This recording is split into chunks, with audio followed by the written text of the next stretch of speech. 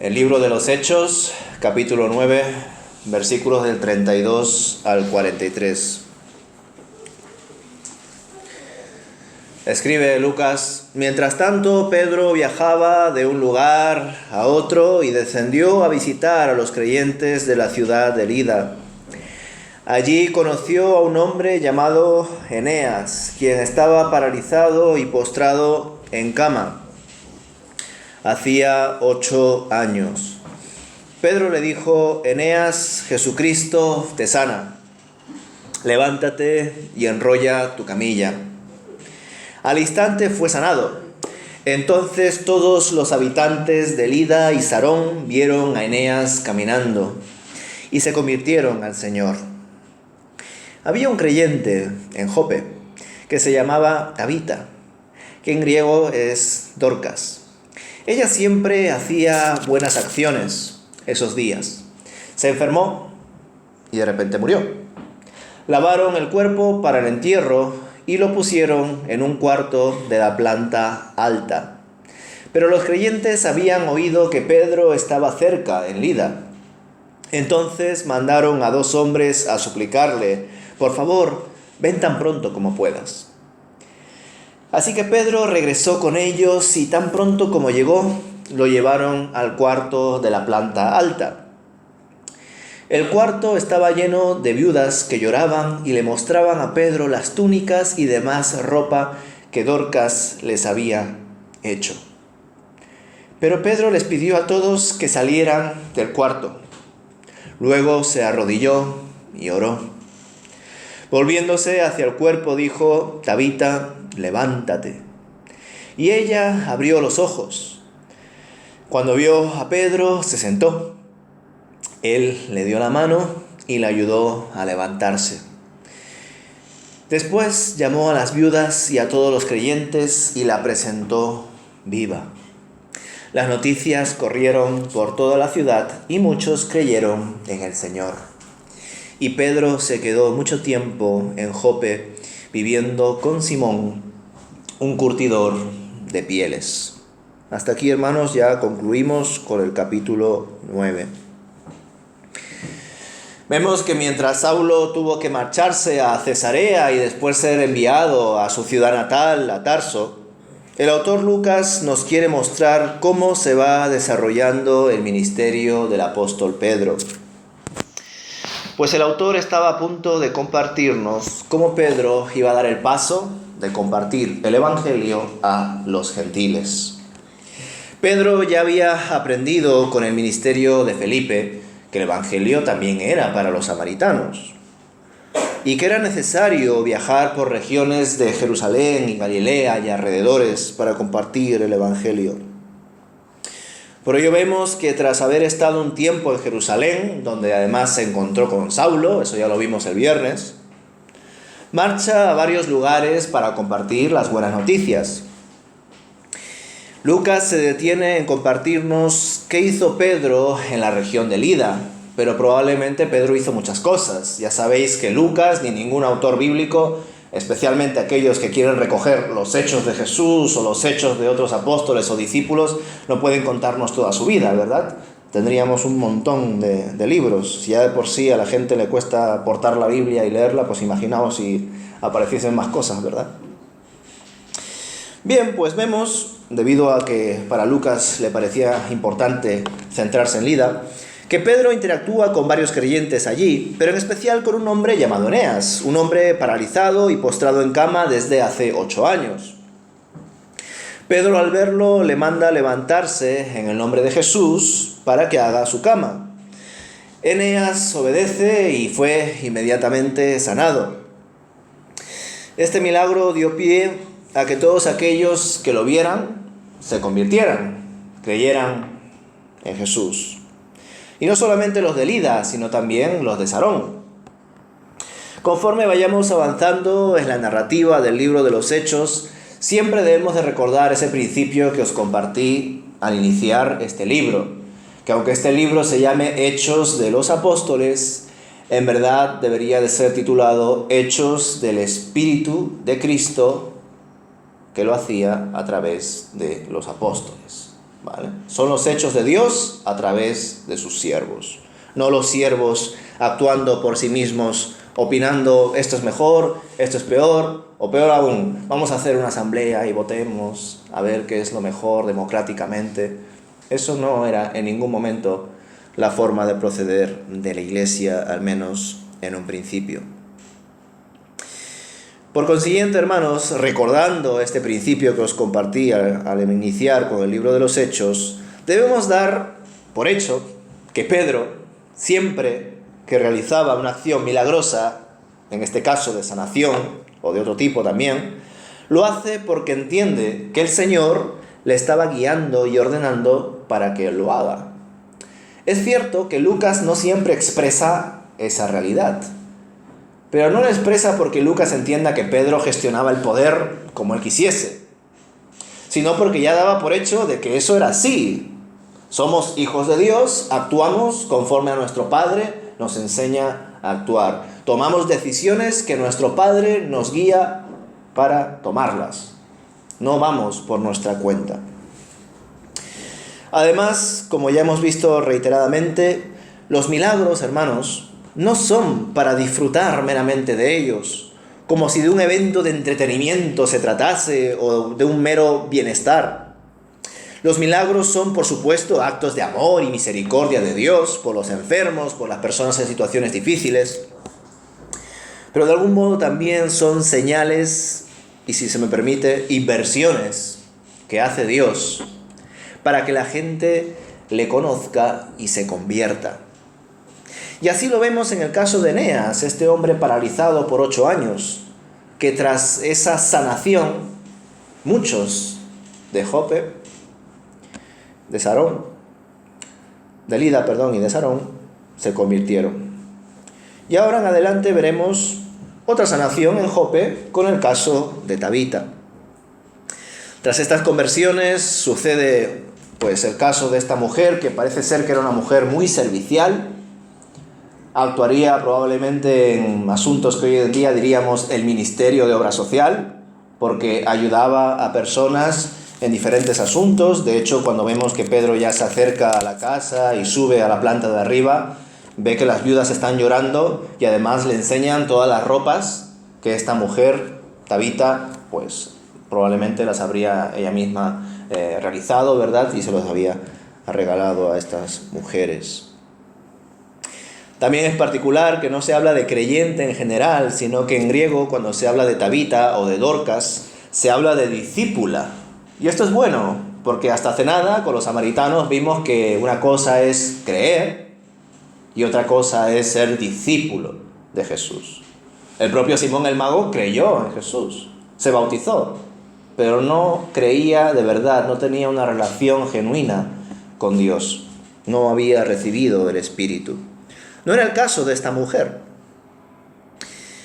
Como es costumbre, los familiares de Tabita, cuando ya falleció, lavaron el cuerpo de la fallecida y la dejaron en la habitación de arriba, en el aposento alto, diría otras versiones.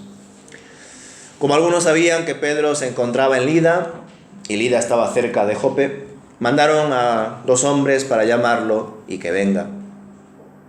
Pedro, al ir, pues se encuentra con la tristeza de los familiares, con la mujer fallecida, hasta cierto punto, hasta incluso, al menos a mí, me hizo recordar a la relación, no la relación de amistad, sino a todo ese contexto, ese ambiente que se generó con el tema de Lázaro, ¿verdad? Personas llorando, una persona que había fallecido y por una enfermedad, y de repente va Jesús y resucita a Lázaro. Pues aquí nos encontraremos con la primera resurrección, siempre y cuando entendamos que así lo recogió Lucas y no fue así en la realidad, pues no lo sabemos. Como he dicho, ha habido muchos casos probablemente de milagros y sanación, pero aquí nos encontramos ante la primera resurrección hecha por un discípulo de Jesús. Aunque la primera resurrección de la Biblia, ya sabéis, que la realizó Elías con el hijo de la viuda de Sarepta. Desde luego Pedro, una vez más lo reitero, no aceptó ir porque sí, aunque es cierto que enviaron a los hombres pues habrán expresado la necesidad de que vayan a ver a esta mujer fallecida, a Tabita, y Pedro pues automáticamente fue. pero debemos entender que Pedro no fue así porque sí, sino que también habrá entendido que era la voluntad de Dios que él vaya. Y que vaya no sé, para dar una extrema unción, ni mucho menos, porque ya había muerto, ni tampoco para orar por su alma, como lo hacen los católicos, porque eso no es algo que practicaba Pedro. Por tanto, es cierto también que la acción de enviar a 2 hombres a por Pedro es una acción de fe. ¿Qué iba a hacer Pedro si quitamos la idea de la resurrección? ¿Orar por la fallecida? Bueno, pues la doctrina católica estaría sobando las manos diciendo sí. No. ¿Qué iba a hacer? Pues o resucitar, o si eso, consolar a los familiares. Pero nosotros ya sabemos que no fue solamente para consolar a los familiares, ¿verdad? Cuando Pedro ya llega a la casa y sube al piso de arriba, vemos que se queda a solas con la joven fallecida y se dirige al cuerpo y le dice que se levante. La discípula se despertó y se levantó. Pedro le dio la mano y se la presentó al resto de personas que estaban en la casa. Ante tal milagro de la resurrección, muchos creyeron en el Señor, muchos se convirtieron y las noticias se divulgaron rápidamente. Pedro entendió que debió quedarse en Jope, un lugar que además había quedado impactado por esta primera resurrección, pero que curiosamente va a influir bastante en Pedro. ¿Por qué? Porque Pedro se queda en la casa de Simón el curtidor. Y esto para varios comentaristas es un buen antecedente para lo que vendrá justo después. Ya sabéis, lo de Cornelio en capítulo 10. Pues la ley judía consideraba a un curtidor como una persona despreciable y el fruto de su trabajo como algo deshonroso. Y ya sabemos que falta muy poco para que Pedro comprenda que el Evangelio no solamente era para los judíos y después también para los samaritanos, sino también para los gentiles. Según algunos comentaristas, Jope era un lugar de notoria presencia judía y a su vez parece ser que era el centro del fariseísmo. Por consiguiente, era el escenario idóneo para la revelación que recibiría después Pedro sobre la diferencia entre lo puro y lo impuro. Requisito clave para que entienda que el Evangelio también es para los gentiles. Es decir, Pedro se quedó en una ciudad muy conservadora, muy farisaica, pero dentro de esa ciudad se quedó dentro de la casa de un hombre que se encargaba de trabajar con pieles. Y eso para un judío era una deshonra. Un curtidor era un oficio, ser curtidor era un oficio pues totalmente despreciable para la cultura judía. Dicho todo esto, el caso de la resurrección de Tabita no solo es sorprendente por ser uno de los milagros más grandes realizados por un discípulo de Jesús, sino porque nos encontramos ante el caso de una persona muy devota, servicial, que de pronto cae enferma y se muere, sin ser tampoco una mártir, ni tampoco una persona anciana. Y claro, muchos se habrán preguntado por qué murió tan pronto esta mujer, si además servía a Dios con muchísimo fervor y además era una persona muy querida por la gente, ¿no? ¿Le habrá abandonado Dios a esta mujer que además era servicial? Ni qué decir hoy en día, ¿verdad? En algunas iglesias, si hubiese pasado un caso similar, una persona que todo el mundo pues la conoce como una persona servicial, atenta, cariñosa, sana, fuerte, y de repente se enferma un día, empieza a faltar a la iglesia y a los pocos días te enteras por el pastor o por algún del familiar que ha muerto. Pues claro, la gente se hace preguntas. ¿Por qué? ¿Por qué Dios se la llevó? ¿Por qué falleció de un momento a otro? Si era joven, si era una buena creyente. ¿Por qué Dios la abandonó? Dirían algunos. Es cierto, hermanos, que a la hora de analizar el caso de esta mujer, de Tabita o de Dorcas, pues podemos llegar a pensar que en verdad nos encontramos ante el primer caso, después de la resurrección y ascensión de Jesús, donde muere un creyente no necesariamente por su fe, sino por una enfermedad. Y ya sabéis que hay ciertas iglesias donde cuando muere alguien y aparentemente era una persona pues piadosa, de buen testimonio y demás, pues hay iglesias que desgraciadamente piensan que si una persona de repente se muere, se enferma y tal, es porque tenía algún pecado oculto y Dios lo castigó y por eso le pasó lo que le pasó. Es decir, desgraciadamente hay iglesias que no conciben la idea de que Dios pueda permitir que fallezcas. Y eso es una mentira, ¿verdad? Nosotros, aún siendo buenos creyentes, aún estando aparentemente sanos, de un momento a otro podemos enfermar y morir. Porque somos así, somos personas finitas. Y no pasa nada por morir, hermanos. Porque se supone que aquellos que viven, viven para Cristo. Y los que mueren estarán con Cristo. Entonces, ¿dónde está la angustia? Siempre y cuando hayas luchado y dejado atrás tu ego, claro. Si tu ego todavía está ahí, no, yo no quiero morir, yo quiero quedarme aquí, disfrutar lo que pueda, alargar mi tiempo aquí en la tierra. Sí, yo ya sé, ya me dijeron que en el cielo voy a estar súper bien, que no va a haber más llanto ni dolor porque todas aquellas cosas pasaron. Yo ya sé esas cosas, ya me lo han dicho 1000 veces en la escuela bíblica de niños, en las predicaciones y demás. Pero yo quiero quedarme aquí todavía.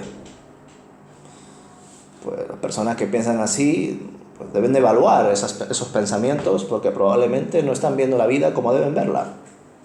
Y todavía están pues aferrados a ciertos apegos que deberían dejar atrás.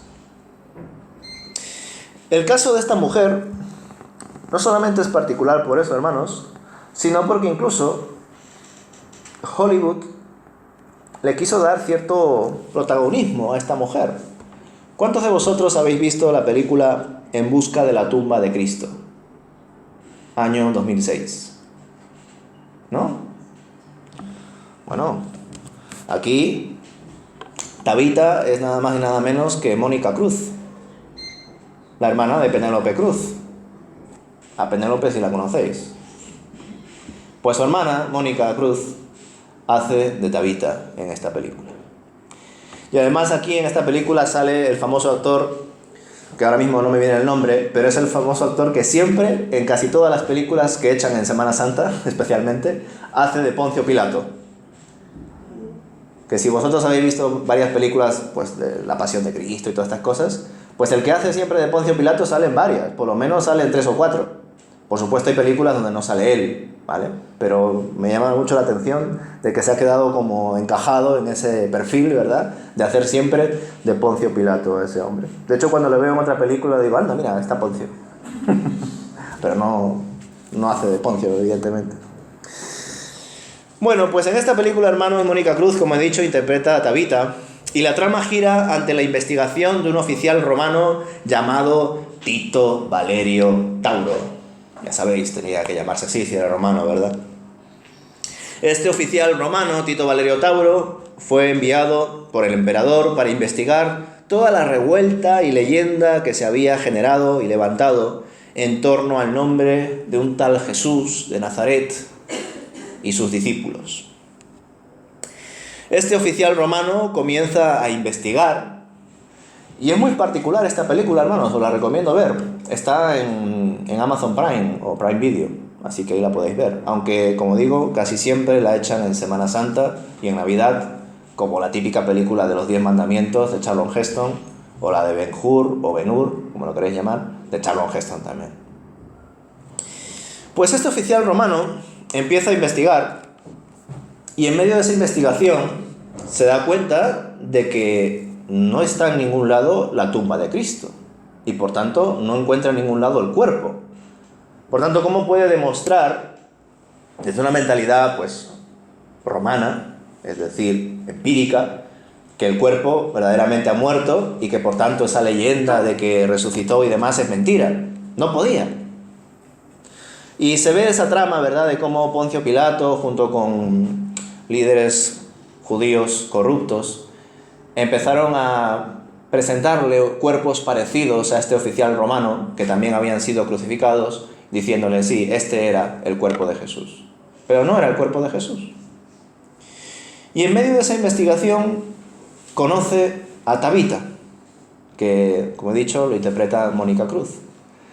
Y es interesante la licencia que se toman pues, muchas veces en Hollywood, que en algunos casos es por ignorancia y en otras es porque consideran que tal y como está expresado en la Biblia no es tan atractivo y por tanto le meten un poquito más de trama para que la gente se quede hasta el final viendo la peli. Entonces, según esta película de En busca de la tumba de Cristo, Tabita no murió así de repente de un momento a otro por una enfermedad rara y ya está, no. Según esta película, el padre de Tabita pues realizó un contrato de matrimonio por conveniencia. Quiso que su hija se casase con un judío de cierto renombre, que además era pues una persona bastante entrada en edad, y ella, que era una jovencita de pues 15, 18 años, pues no quería, evidentemente. Entonces, como no solamente esta chica no se quería casar con este hombre mayor, sino que además había conocido por la calle a Tito Valerio Tauro y se había enamorado de este hombre, pues el padre se entera de ello y se enfada. Y le empieza a decir, te tienes que casar con este hombre, te tienes que casar con este hombre, no vas a deshonrar el nombre de la familia. Bueno, ya sabéis, ¿no? Todas las cosas que se dicen en esos contextos tan ultraconservadores. Y en medio de esa discusión, el padre pierde los papeles y con su bastón le empieza a pegar a su hija y le pega y la mata. Y se queda pues ahí muerta, ¿no? Entonces pues el hombre se lamenta por todo ello, llora y demás, vienen las viudas, en ese sentido sí pues parecido a lo que aparece aquí a finales del capítulo 9 de Hechos. Pero una vez ya puesta en el aposento alto, en el piso de arriba de la casa, Tito pues se da cuenta de que su amada pues había muerto, evidentemente no podía hacer nada tampoco en medio de las costumbres judías, pero de repente, como en la Biblia también, pues deciden llamar a Simón Pedro. Simón Pedro estaba por allí, cerca, y va a la casa. Entonces Simón se acerca a esta chica y, como en las escrituras, la sana, o mejor dicho, la resucita, ¿verdad? También es particular, porque en algunos casos la Biblia es cierto que lo expresa así. Muchas veces lo expresa como no es que haya muerto, sino que está dormida, ¿no? O dormido. Entonces, en algunos aspectos, pues evidentemente hay gente que pensará que es una sanación y no tanto una resurrección. Pero nosotros entendemos que aquí es una resurrección, ¿verdad? Es como el caso que más adelante ya se verá de Pablo con el chico ese que se cayó por la ventana. Pero bueno, eso ya lo veremos. Bueno, pues este hombre, este oficial romano, al ver que Simón, el apóstol, seguidor de Jesús, tenía el poder de resucitar a la chica además que él pues amaba, pues según la película este oficial romano decide dejar la investigación, dejar el imperio romano, dejar evidentemente su cargo como oficial y estar con los discípulos de Jesús. Es decir, según la película, este hombre se convierte.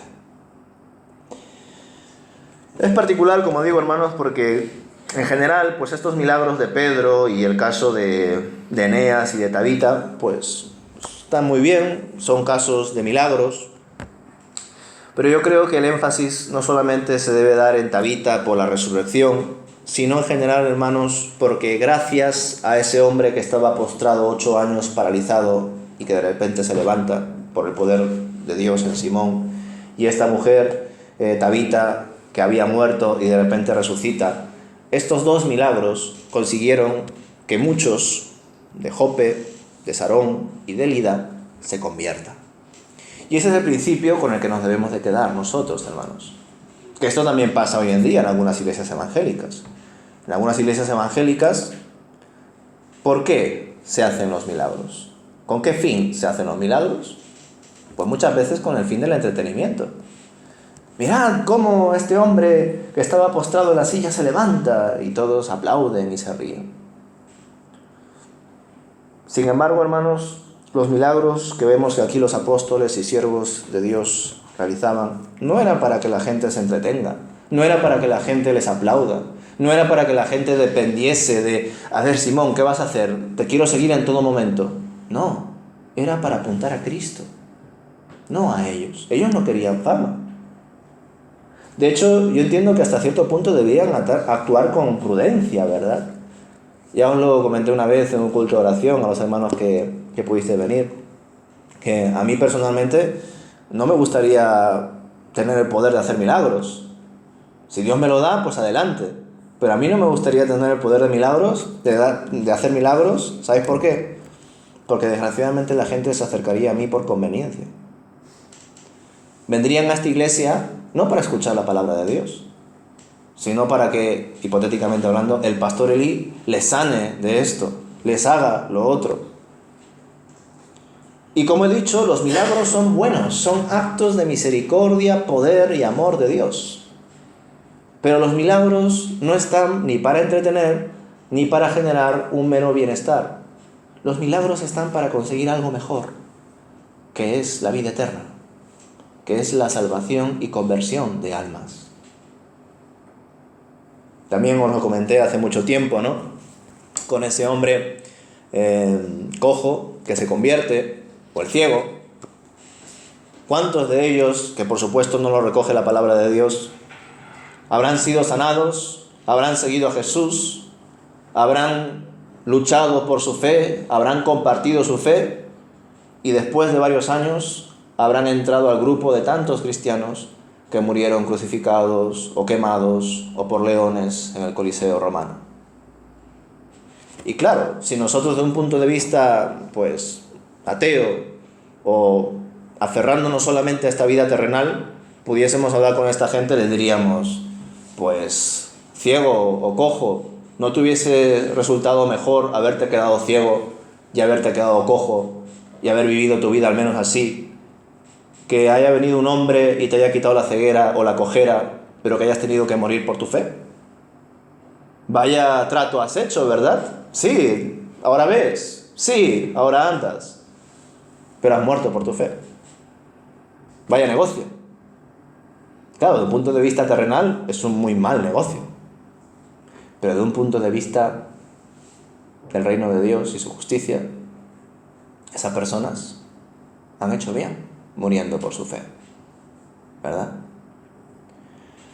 Es mejor entrar al cielo ciego, cojo o enfermo que haber encontrado supuesta sanidad por cualquier cosa y luego irte al infierno. En conclusión, hermanos, considerando el desarrollo de la labor de Pedro en estas regiones de Lida, Sarón y Jope,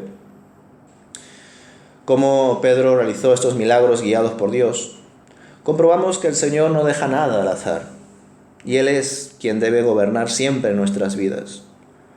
Una vez más os digo, estos no son los hechos de los apóstoles, sino los hechos del Espíritu de Dios a través de los apóstoles. Y así como en el estudio bíblico también os comentaba, ¿verdad?, la importancia de que sea Dios quien nos guíe en todas las áreas de nuestra vida. Que tengamos una buena consonancia en medio de todas nuestras dimensiones, espiritual, física, mental, etc. Que sea el Espíritu de Dios que nos enseñe a tener un buen crecimiento integral en medio de nuestras dimensiones. Y si alguna dimensión tiene que, vamos a decir, resaltar sobre las demás, es la espiritual. Pero no nos debemos engañar. No existe creyente que sea supuestamente maduro espiritualmente, pero que sea inmaduro emocionalmente. No existe eso, hermanos. Y si Dios nos guía en esos detalles, ¿cuánto más guiará a aquellos hermanos que tienen el poder de realizar milagros y prodigios? Allí también está Dios. Dios está siempre en todo, guiando. Ya sabéis también que yo soy de esas personas que cree que los milagros hoy en día están vigentes. Que creo que Dios puede hacer milagros. Y que creo además que Dios lo puede hacer sin necesidad de que una persona lo haga. Lo puede hacer directamente Él. No está Dios limitado, vamos, por supuesto que no. Eso es una herejía. Pero si Dios en algún momento decide usar personas, yo creo que usaría personas que tendrían una buena madurez para poder gestionar esos milagros. Yo, por ejemplo, como os he dicho, considero que todavía no tengo esa madurez. Yo creo que si tuviese el don de hacer milagros, para mí, ahora mismo, tal y como estoy ahora, sería un problema. Porque probablemente caería en el egocentrismo de creerme mejor por tener esos poderes. Sería muy fácil manipular a la gente si tuviese supuestamente esos poderes. Pero si Dios quiere que algunos de nosotros, algunas personas de la iglesia en general, pueda hacer milagros, qué bueno. Pero debemos de recordar que los milagros siempre son para un fin mayor y mejor. Son inversiones de Dios. Porque ya sea que antes tengamos un problema de ceguera, de cojera, de riñones o de lo que sea, pues sí, qué bueno que Dios nos pueda sanar si es que Él quiere. Pero todo eso se queda ahí. Todo nuestro cuerpo del polvo vino y al polvo irá. Pero lo que más nos importa, hermanos, es nuestra relación con Dios. La eternidad. Y ese debe ser nuestro énfasis. Primero apostar por ello, y si Dios quiere hacer milagros y prodigios a través de su iglesia, a través de sus hijos, estupendo. Pero que sea para obtener un beneficio mejor. Que sean buenas inversiones de Dios y de la iglesia para conseguir que la gente conozca a Dios, le tema y se convierta. Porque ese era el énfasis de los apóstoles. No hacer milagros porque sí, a mi manera, ni por generar un mero bienestar, ni para entretener. Hago milagros para que la gente se convierta y obtenga la vida eterna. Pues que el Señor os bendiga, hermanos. Amén.